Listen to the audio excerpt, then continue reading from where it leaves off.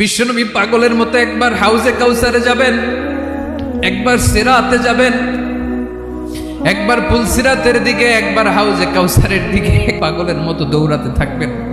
তার কোনো গুনাহগার উম্মত যাতে জাহান্নামে ঢুকে না যায়।